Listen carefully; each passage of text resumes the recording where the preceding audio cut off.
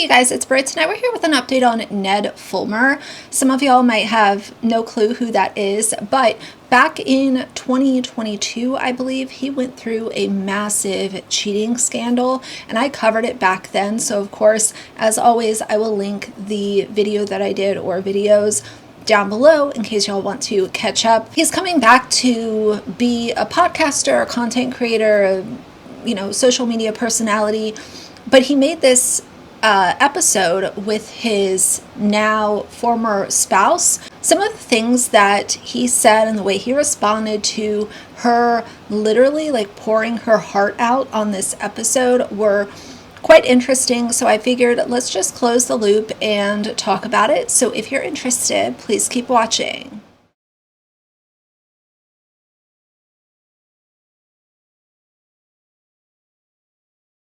All right, you guys, so at the top, if you're not sure who Ned is, he was basically a part of BuzzFeed back when BuzzFeed was had a huge presence on social media, especially on YouTube. He started there, then he broke off into the Try Guys, where he and 3 other people hosted their own channel and kind of made their own following, and it was very successful for a very long time. A couple of years ago, this cheating scandal broke, and it was, I guess, surprising for a lot of people, but I always kind of have felt like, look, if you're going to market yourself as the husband, everything about my personality is being a husband. I don't know. He kind of rubbed me the wrong way very early on. The first episode that he's posting on this new channel is with his former spouse, Ariel. So Ariel shares a whole lot. I have a recap here in front of me, but let's just talk about it. And of course, I will also insert some other clips so that y'all can hear and see kind of what he was saying and how he was responding to her publicizing her heartbreak that she did not deserve. Nobody deserves to be cheated on. And, that's coming from experience, so maybe I'm a little bit biased in that. But there's, for me, zero excuse to be unfaithful if you are married in a committed relationship. But unfortunately, cheaters are very widespread. Before we get into the article, if you're wondering or curious about who he was having this affair with, it was his producer. I believe her name was Alex. I will fact check that and correct myself if I'm wrong. I think her name was Alex, but that's who he was engaging in these deplorable activities with. So they are both to blame. Today, we're going to focus more on Ned because of this podcast that just came out. Let's start at the top. It says, after Ariel's life collapsed, she hopped out of her husband's car and walked around a New Jersey airport with no sense of direction. The aftermath of that was messy. I was sitting in the airport waiting for a flight that was almost 6 hours later. So I walked into Brooks Brothers and bought myself an expensive suit jacket.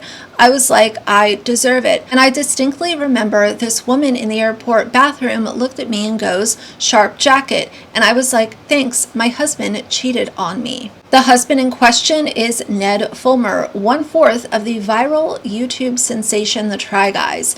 In 2022, so I was correct on that, a combination of fan sleuthing and online drama publicly revealed that Ned was having an extramarital affair with a Try Guys producer. The news went viral. He was a self-proclaimed wife guy, someone who never went long without mentioning Ariel or their 2 children and their years-long marriage. Seemingly overnight, everyone knew Ned was a cheater. The Try Guys announced Ned would no longer be a part of the group. Eugene, who was another member of the Try Guys, has since left the group, and the founding members, Zach and Keith, have expanded the channel to include multiple recurring cast members. The scandal was splashed across front pages and even parodied on SNL, but for Ariel, who found out alongside the internet, the shock of such a private pain being turned into national entertainment sent her into a state of disbelief, one that saw her meandering through the halls of an empty airport with an expensive and entirely unnecessary suit jacket, the wreck of her marriage fresh on her mind. Now, 3 years after the cheating scandal that ended their marriage, Ned is returning back to the spotlight with a new podcast, Rock Bottom. The show features people discussing the worst moments in their life and to answer everyone's questions about Ned's own rock bottom. The first episode features a frank conversation with Ariel. The two are now separated in the hour-long episode, which premiered on Wednesday, but was filmed in the early spring. The two work through the emotions of having their private separation become the internet's topic of the week. The two are no longer together, though they say they interact as friendly co-parents. Ariel is content to leave content behind, wanting instead to focus on her rediscovered love of ceramics. But Ned cannot seem to leave creation in the rear view. So with the space to look at it from a new perspective, he's admitting something the internet is desperate to hear. Ned says his cancellation wasn't justified, it was necessary. There's an implication with cancel culture that the reaction was overblown. But I feel like it was totally justified. What people were saying was just a reflection of everything I was experiencing interpersonally. I get it. I really effed up. Ned and Ariel spoke exclusively with Rolling Stone in a joint interview about the cheating scandal that tore their marriage and public lives apart, being parents in the digital age, and what a future looks like when forgiveness is off the table. And that's a really huge point here, is that Ariel is not here to forgive and let's, run through the valley of flowers. That was just a big oopsie. No, she is not giving forgiveness, and I fully back her on it. Are we together? We are not together. We live separately. We are devoted co-parents to our two beautiful, beautiful children. Wes, who is 7, and Finn, who is almost 5. Are we dating other people? I mean, I'm open to dating other people. Not only did you having an affair just it shattered our marriage, but it also, like, all of that guilt and shame, you hoisted that on me. Like, you gave that to me. And now I have to carry that around for the rest of my life. I don't think it's fair that as a society you're put in that position. It's certainly not true. Going completely dark was the only thing that I could think to do. And for the last 3 years, I've just hidden behind the scandal. Now I can't get out from behind it.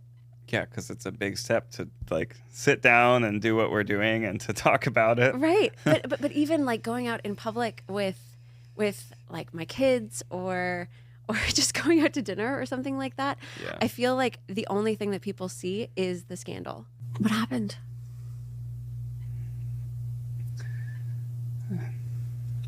Well,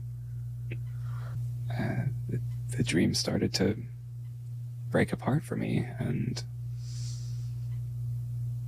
then rather than being able to talk about it or to confront those feelings, I wanted to,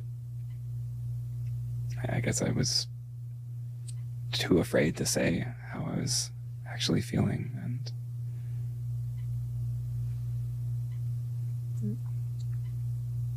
it seemed, I don't know,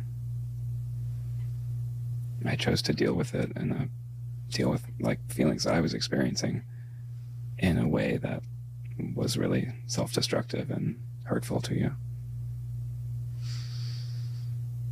It wasn't like anything you did or like we had a bad marriage.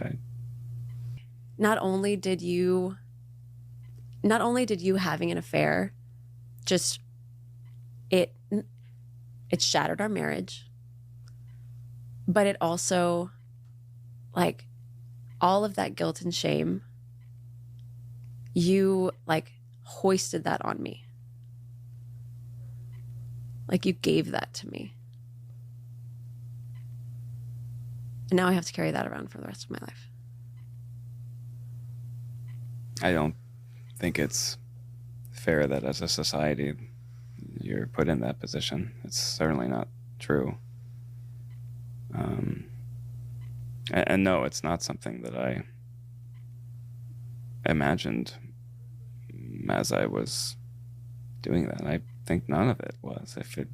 If you really like let it sink in just how much you're hurting your partner and how devastating it is, like, how could you do that?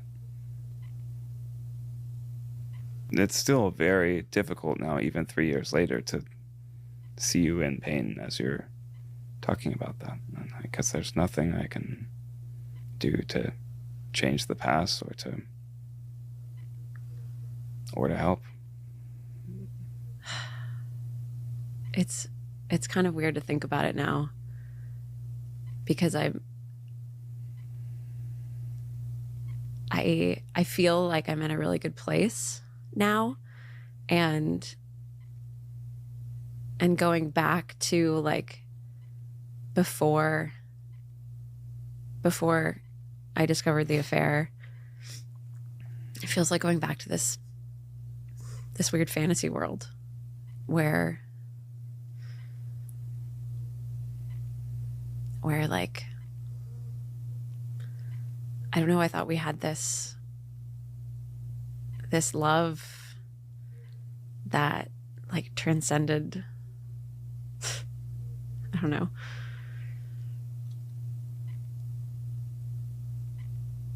But it was a fantasy. It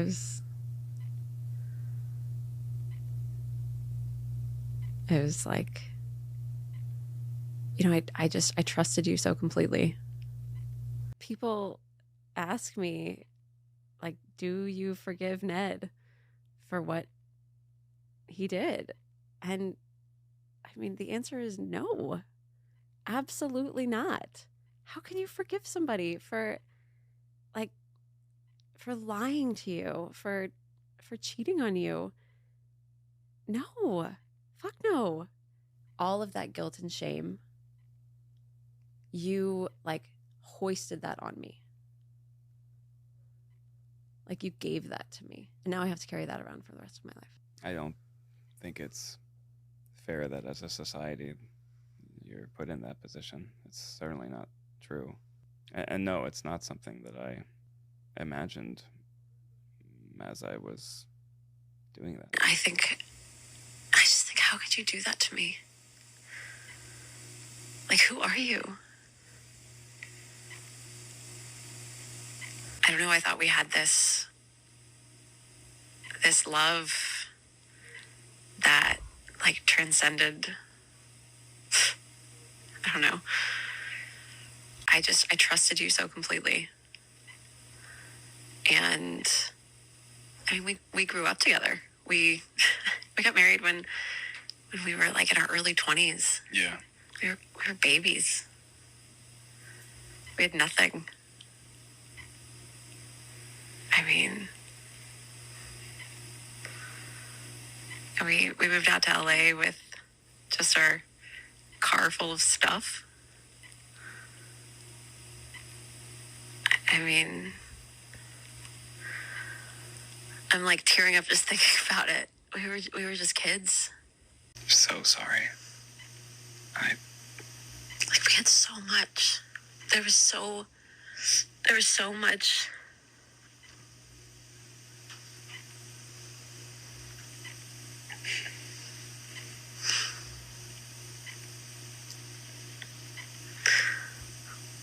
We had so much life left.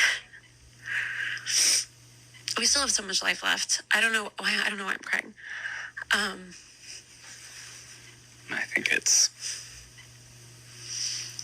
like the loss of that dream that we both had. it felt like that in that time period for me too. Rolling Stone asked why now? Like, why is this podcast episode coming out now? Why are you talking about the scandal now? And Ariel responded and said, to be completely honest, Ned didn't even ask me to do it. It was the sort of situation where I knew that he wanted to go back online.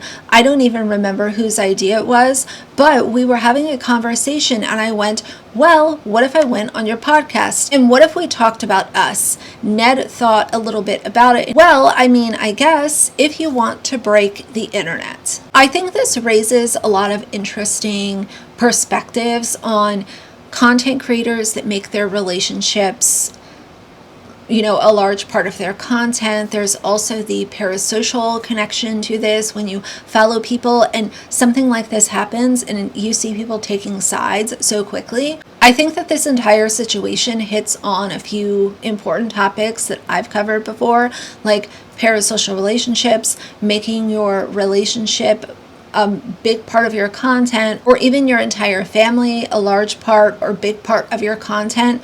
There are negative consequences to being so public on social media because, you've got stuff like this going on, and no, it shouldn't be playing out publicly, but y'all decided to, specifically Ned, you made your marriage and being a husband your shtick, your brand. Now, as far as him, launching this new channel and coming back to YouTube and wanting to podcast and make content, Ned was never somebody that I followed because I find him to be cringy and not entertaining in any way, shape, or form. So no, I'm not going to continue to follow him or give him views because I think that he's about as interesting as a shoebox, if I'm being quite honest. Obviously, he wanted to go ahead and,